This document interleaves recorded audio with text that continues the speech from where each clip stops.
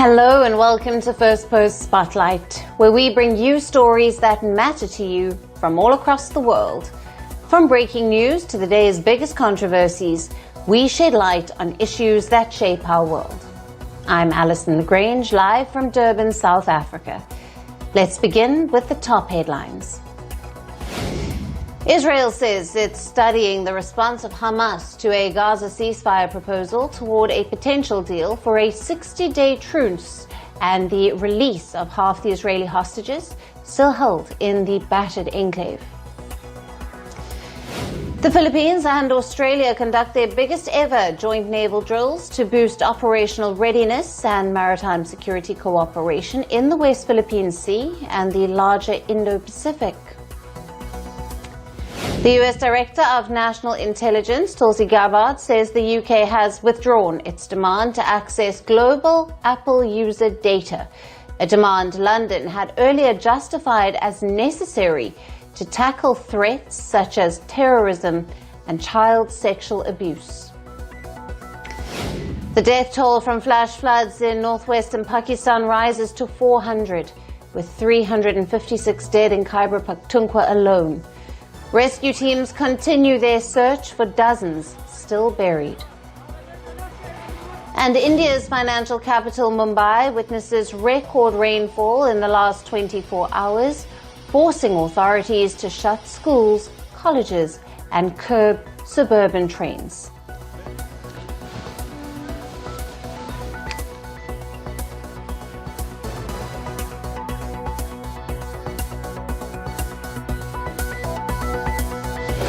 Hello and welcome.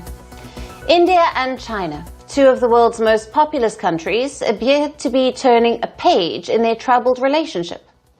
Now, Chinese top diplomat Wang Yi is set to meet with India's Prime Minister Narendra Modi in New Delhi as a part of his 3-day visit to India.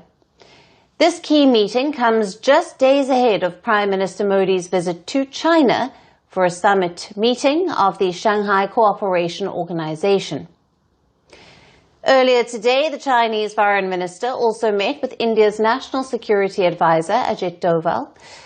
And during the meeting, Ajit Doval said that there has been an upward trend in India-China ties. Borders have been quiet and there has been peace and tranquility.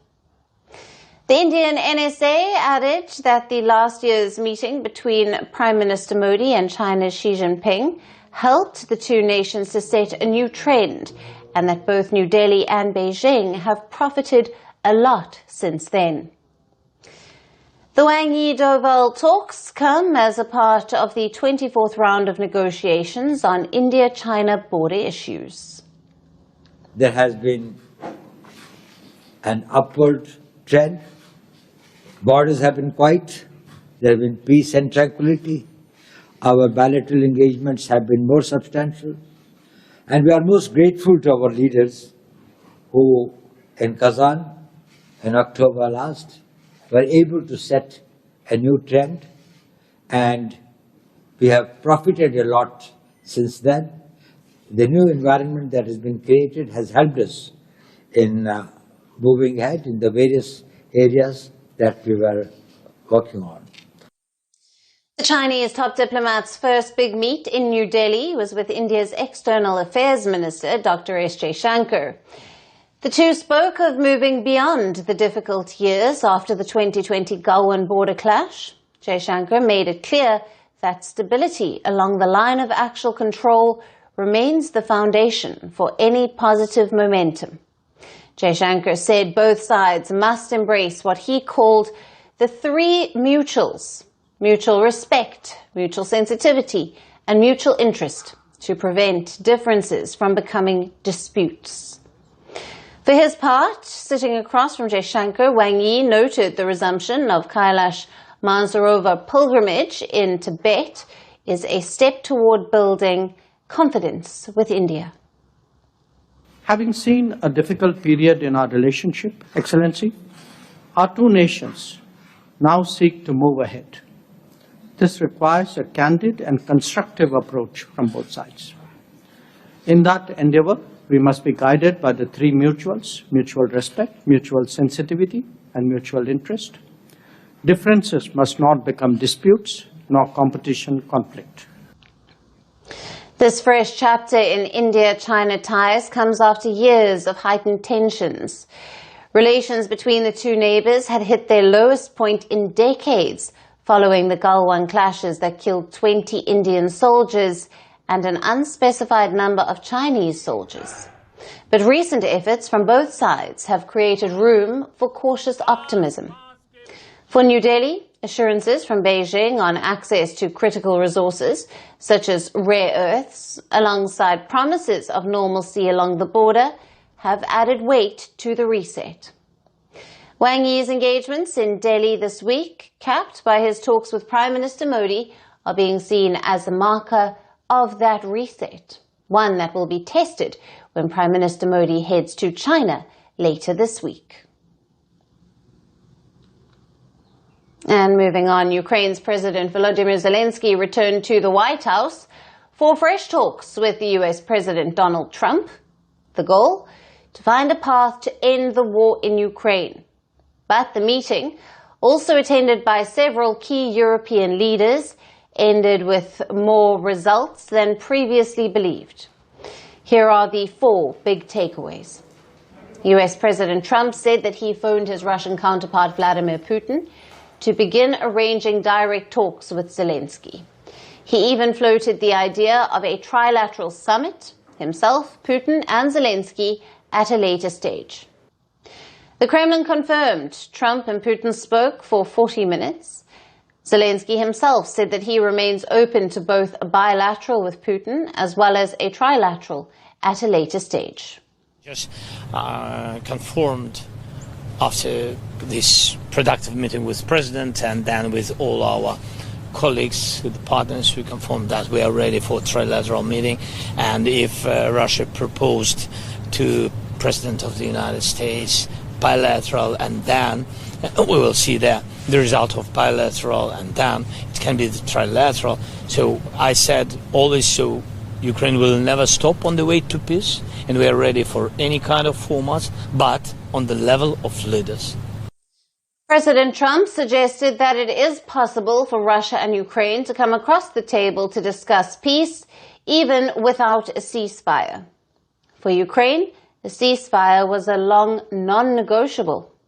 Interestingly, Zelensky himself avoided repeating his past demand for an immediate halt in fighting.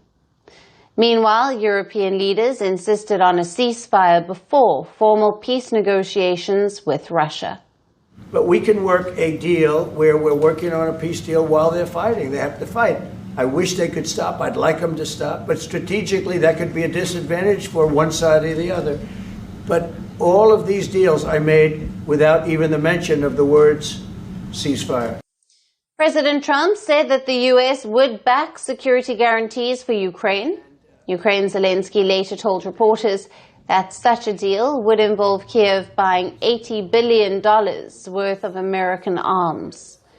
But on top of all, Italy's Prime Minister Giorgia Meloni seized the moment, staking credit for shaping the very blueprint now under discussion. We are on the side of Ukraine. We support the efforts of the President of the United States. We have been called for our contribution of diplomacy proposals, and we are happy that on security guarantees we start from a proposal that was Italian, which is to build effective security guarantees inspired by NATO's Article 5 of the Washington Treaty. Clearly, we have to build on this, we have to work. I think we have to explore all possible solutions to guarantee peace, to guarantee justice, to guarantee the security of our nations. Italy bring all the contributions of ideas and proposals that it has already shown it can guarantee in recent months. Zelensky's White House visit looked very different from his bruising Oval Office trip in February. Gone was the trademark olive green fatigues. Instead, Zelensky opted for a dark suit, heaping thanks on Trump, 6 in the first few minutes alone. He also delivered a personal touch, handing the US president a letter from Olena Zelenska to Melania Trump, quipping, "It's not to you, it's to your wife." European leaders added their own praises for the US, with NATO chief Mark Rutte, among others, praising Trump's convening power. Still, behind the smiles, the tough questions remain unresolved. Will Ukraine have to cede land? Will Russia agree to the Ukrainian security guarantees discussed at the White House? And can Trump really corral Russia to agree for peace? And North Korea is flexing its muscles again. The country's supreme leader, Kim Jong-un, is not holding back. Today, he condemned the latest South Korea-US military drills and promised to expand his nuclear arsenal at full speed. Kim Jong-un made these remarks while inspecting his newest warship in the port city of Nampo. Now, this is the Cho-Haeon, a 5,000-ton class destroyer. Unveiled earlier this year, it is being fitted with nuclear-capable systems, a direct message to Seoul and Washington. The timing is crucial. South Korea and the US have just kicked off their annual summer exercise. It is called the Ulchi Freedom Shield. The 11-day drill involves 21,000 troops, including 18,000 South Koreans. The South Korean and US military officials say the focus of the drills is on countering North Korea's nuclear and missile threat. The training even borrows lessons from Ukraine and the Iran-Israel conflict, from drone warfare to cyber attacks. But Kim calls these drills invasion rehearsals. He says they prove America and South Korea are preparing for a war. Kim says that North Korea must respond with overwhelming force if such a situation arises. He also claims that the exercises have grown more provocative and have incorporated nuclear element over time. North Korea's local media quoted Kim as saying that the situation around North Korea is getting more serious day by day. Kim Jong-un said that, as he has already stressed, the security environment facing the country is becoming increasingly grave, and the current situation requires fundamental and rapid changes in existing military theory and practice, as well as a rapid expansion of nuclear armament. North Korea has long denounced joint drills by allies, and Kim has often used them to justify his own military displays and testing activities aimed at expanding the country's nuclear weapons program. And he has a plan. North Korea's navy mainly consists of smaller vessels for coastal defense. Kim Jong-un has hailed the development of his naval destroyer, the Cho-Haeon, and he calls it a significant advancement toward his goal of expanding the operational range of his nuclear-armed military. A second destroyer of the same class has already been launched, though with some embarrassing setbacks. The third one is promised by October. Together, they would extend North Korea's reach in the Yellow Sea towards South Korea and across eastern waters toward Japan.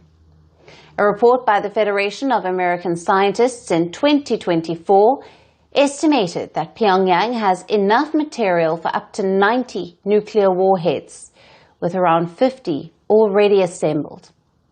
For Kim, these weapons are his shield. He says the only way to defend the nation is to make enemies afraid. On the other side, South Korea's new president, Lee Jae-myung, has been calling for dialogue. He wants to revive a 2018 military agreement that reduced border tensions. That deal collapsed last year after North Korea floated trash balloons across the border and resumed military provocations. For now, Pyongyang is not interested in talks. It is deepening ties with Russia. It has rejected the US overtures, and Kim Jong-un is showing no signs of slowing down. The Korean peninsula remains a technical state of war, frozen for decades, but heating up again. With nuclear destroyers, expanded arsenals, and rising hostilities, the standoff is entering dangerous waters, and Kim Jong-un is steering straight into it, determined to make his nuclear ambitions impossible to ignore. And America is tightening its grip on student visas. Thousands who once dreamed of building their future in the United States are being told to pack up and leave. The reason? Violation of US law, overstays, and even alleged support for terrorism. The State Department has cancelled more than 6,000 student visas so far in 2025. Officials say the vast majority, nearly 4,000, of student visa revocations were linked to crimes like assault, burglary, and driving under the influence. And 200 to 300 visas were cancelled under a terrorism clause. A clause that defines terrorism broadly as acts that endanger life or violate American law. The Trump administration has made it clear foreign students are under tighter scrutiny than ever. Visa appointments were paused earlier this year in May. When they restarted, students were asked to keep their social media accounts public. So every post, every comment, and every like is now subject to review. Now, the rules don't end there. The US embassies have been told to look for signs of hostility toward American culture, government, or institutions, and officers have been asked to screen those who support terrorist groups or engage in anti-Semitic activity. Earlier in May, Secretary of State Marco Rubio told lawmakers that thousands of visas had already been revoked this year. Back in March, you noted that you had revoked some 300 student visas using the 1952 Immigration and Nationality Act, which specifically says the Secretary of State can revoke a visa if an alien's activity in the U.S. would have a serious adverse foreign policy consequence.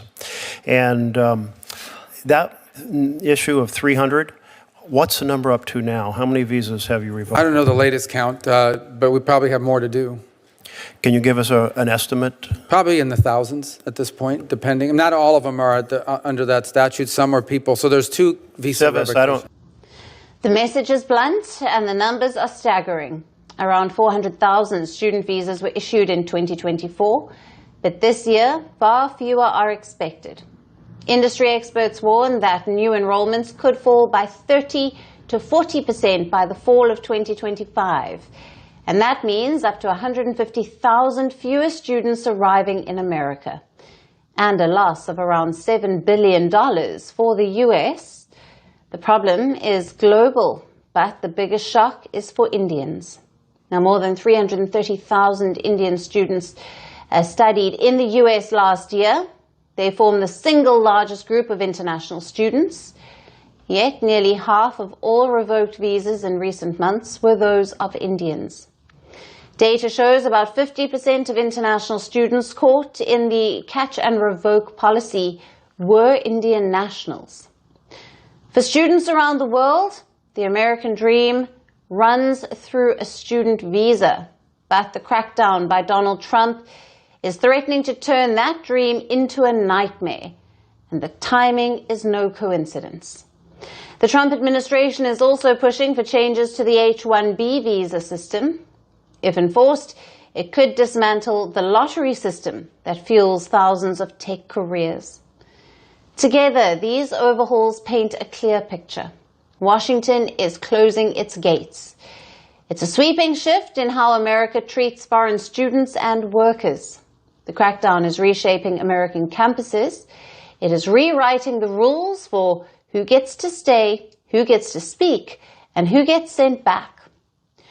For the world's pool of international talent, the promise of America now comes with an asterisk.